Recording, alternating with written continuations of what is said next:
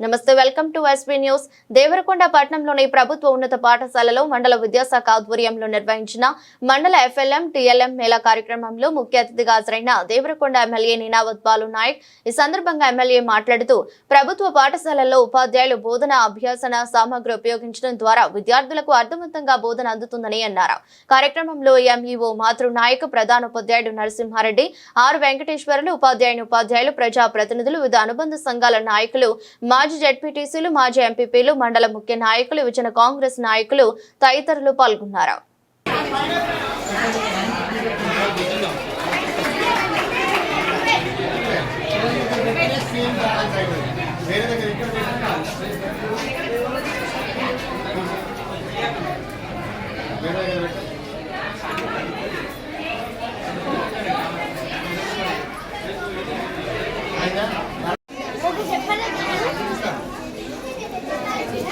దూరం చూడండి.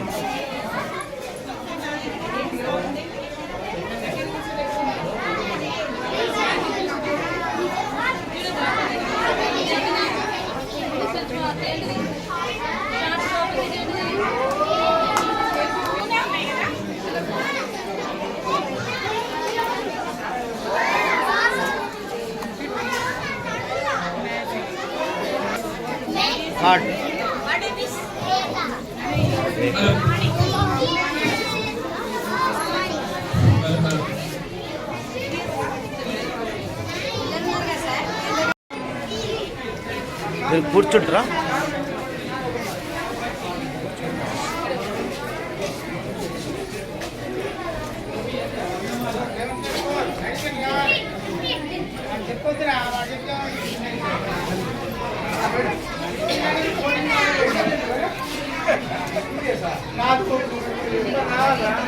Sir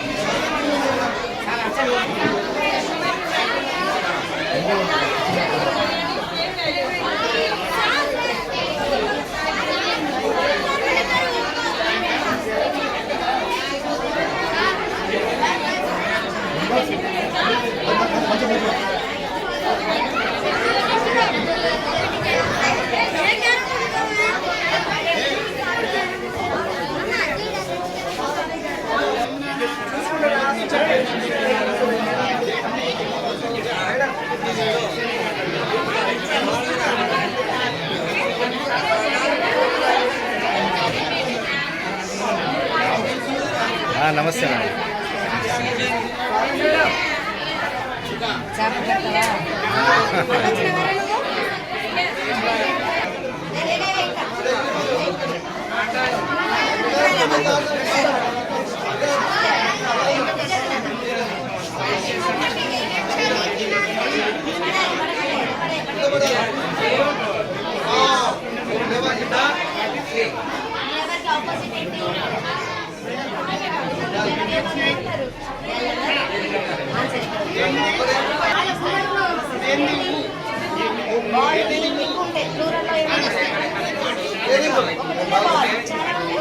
balls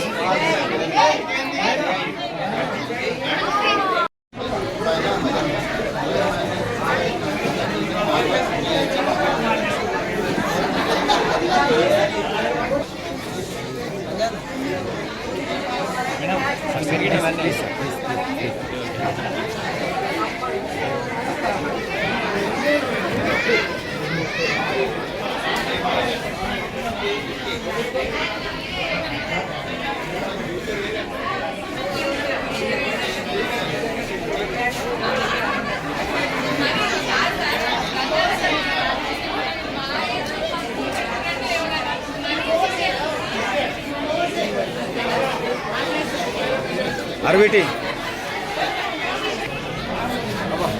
అన్న కొంచెం వెనక రా సార్, మీరు చేయి తీయాలి సార్. ఇదే వాడ సీను సీను సీను కొంచెం చేయి అన్న, మీరు కూడా కొంచెం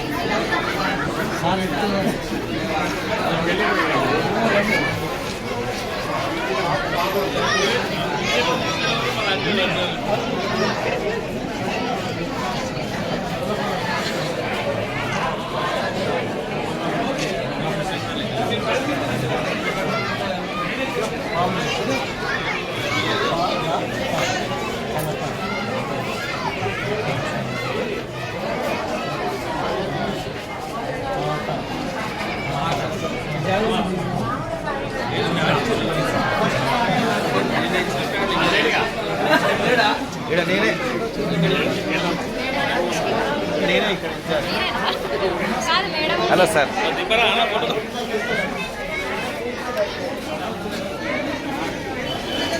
అయ్యమ్మ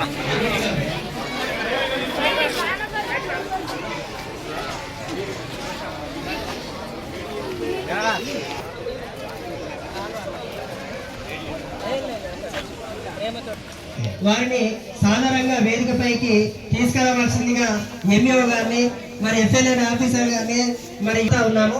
దయచేసి మరి అన్నగారికి చిరు సన్మానము ఈ సందర్భంగా. అన్న మనకి ఎప్పుడు చేదోడు వాదోడుగా ఉంటున్నాడు.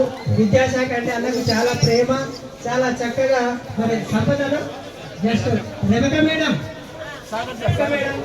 కోరుతా ఉన్నాము. అదేవిధంగా కాంప్లెక్స్ హెడ్ మాస్టర్ అందరూ కూడా సన్మానోత్సవ శుభ తరుణం ఇది ప్రజ్ఞా పరిమళ కుసుమవనం శారద నీరజ శ్యామల ధాత్రి సంతసముందే పుణ్యదినం శ్రమజీవికి సంతృప్తిను సంగెడు యోచన కలిగిన నవ్యదినం సన్మానోత్సవ శుభ తరుణం.